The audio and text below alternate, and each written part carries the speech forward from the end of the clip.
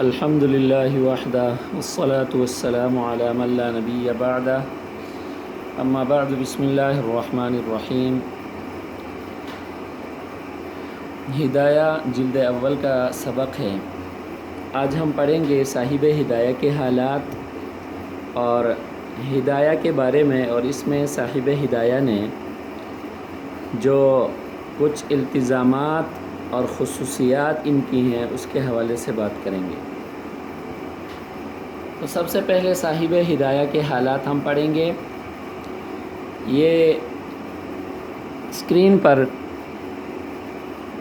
کتاب کا ٹائٹل ہے جس میں صاحب ہدایہ رحمہ اللہ کا نام پورا لکھا ہوا ہے، اور اسی کے مطابق صاحب ہدایہ کا اپنا نام علی، ان کی کنیت ابو الحسن، ان کا لقب برہان الدین، ان کے والد کا نام ابو بکر، اور فرغانہ کی طرف نسبت کرتے ہوئے فرغانی، اور مرغینان کی طرف نسبت کرتے ہوئے مرغینانی آپ کو کہا جاتا ہے۔ یہ آپ کا پورا نام ہے، برہان الدین ابو الحسن علی ابن بکر علی ابن ابو بکر الفرغانی المرغینانی، یہ صاحب ہدایہ کا پورا نام ہے۔ آپ کا سلسلہ نسب حضرت ابو بکر صدیق رضی اللہ تعالی عنہ سے جا ملتا ہے، یعنی صدیقی ہیں آپ۔ آپ کی ولادت 8 رجب 511 بروز پیر ہوئی، اور پھر آپ کی وفات 14 ذی الحج 593 ہجری میں ہوئی ہے۔ آپ کی ولادت 8 رجب 511 ہجری میں ہوئی، اور آپ کی وفات 14 ذی الحج 593 ہجری میں ہوئی ہے۔ امام ہدایہ رحمہ اللہ نے اپنے زمانے کے بڑے بڑے جبال علم سے علم حاصل کیا ہے، اور مختلف علاقوں کا آپ نے سفر کیا ہے۔ امام ہدایہ کے بعض اساتذہ جو زیادہ مشہور ہیں ان میں سے ایک ابو حفص عمر النصفی رحمہ اللہ ہیں، جو کہ شرح العقائد النصفیہ کے مصنف ہیں۔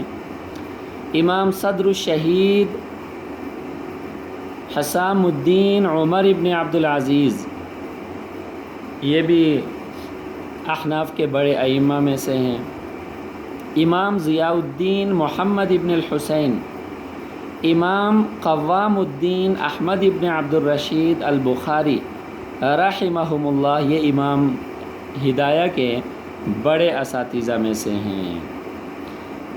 اور ہدایہ کی جو کتاب آپ کے سامنے ہے، اس کے حوالے سے یہ کتاب اصل میں 4 کتابوں کا نچوڑ ہے۔ ہدایہ جو ہے یہ احناف کی جو فقہ کی کتب ہیں ان میں سے نہایت معتمد کتاب ہے، نہایت مشہور اور بڑا مقام والی کتاب ہے۔ تو یہ 4 کتابوں سے، یا 4 کتابوں کا یوں سمجھیں کہ یہ نچوڑ ہے۔ مختصر القدوری آپ لوگوں نے پڑھی بھی ہے۔ دوسرے نمبر پر الجامع الصغیر، اور تیسرے نمبر پر بدایۃ المبتدی، چوتھے نمبر پر کفایۃ المنتہی۔ یہ 4 کتابیں ایسی ہیں کہ یہ ہدایہ ان 4 کتابوں کا نچوڑ ہے، اور صاحب ہدایہ نے یہ 13 سال کی مسلسل محنت اور جان فشانی کے ساتھ لکھا ہے۔ اور جب تک صاحب ہدایہ نے اس کتاب کو لکھا، اس پورے دورانیے کے اندر آپ نے روزہ رکھا ہے۔ روزے کی حالت میں یہ کتاب صاحب ہدایہ نے لکھی ہے، اور لکھنے کا واقعہ صاحب ہدایہ خود بیان فرماتے ہیں۔ وہ فرماتے ہیں کہ مجھے ابتدا سے یہ خیال تھا کہ فقہ میں کوئی ایسی کتاب ہونی چاہیے جو عبارت کے اعتبار سے مختصر ہو اور احکام و مسائل کے اعتبار سے جامع ہو، ہر قسم کے مسائل اس کے اندر بیان ہوئے ہوں۔ فرماتے ہیں کہ حسن اتفاق سے میں نے امام قدوری کی مختصر القدوری کو دیکھا، اور اسی طرح میں نے الجامع الصغیر کو دیکھا کہ لوگ ان کو جو ہے نا زیادہ اہتمام سے پڑھتے ہیں اور ان کو یاد کرنے کا نہایت اہتمام کرتے ہیں۔ فرماتے ہیں کہ میں نے ان دو کتابوں کا انتخاب کیا، مختصر القدوری اور الجامع الصغیر، اور فرماتے ہیں کہ تبرکاً ترتیب میں نے جامع صغیر کے مطابق رکھی، ترتیب اس کی الجامع الصغیر کے مطابق ہے۔ فرماتے ہیں کہ ان دو کتابوں سے میں نے جو کتاب ترتیب دی اس کا نام میں نے بدایت المبتدی رکھا، بدایت المبتدی۔ اور پھر فرماتے ہیں کہ اگر اللہ کی توفیق شامل حال رہی تو میں اس کی شرح بھی لکھوں گا جس کا نام کفایت المنتہی ہوگا۔ فرماتے ہیں کہ آپ کو شرح کی توفیق ہوئی اور 80 جلدوں میں بدایت المبتدی کی شرح لکھی، 80 جلدوں میں، جس کا نام کفایت المنتہی ہے۔ یہ شرح اگرچہ نادر الوجود ہے۔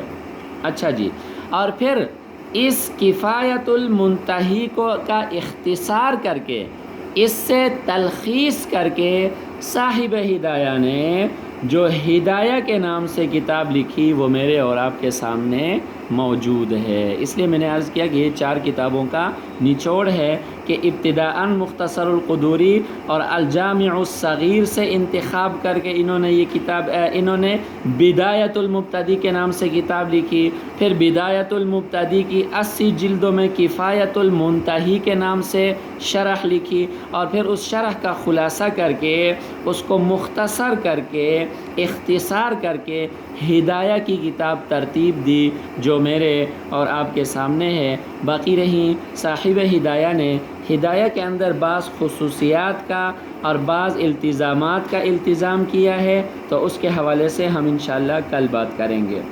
صاحب ہدایہ کی ہدایہ کے علاوہ بھی اور کئی تالیفات ہیں، ان میں سے قابل ذکر جو تالیفات ہیں وہ یہ ہیں: مجموع النوازل، کتاب التجنیس والمزید، کتاب فی الفرائض، اور اسی طرح بدایت المبتدی، اس کی شرح کفایت المنتہی اور مناسک حج۔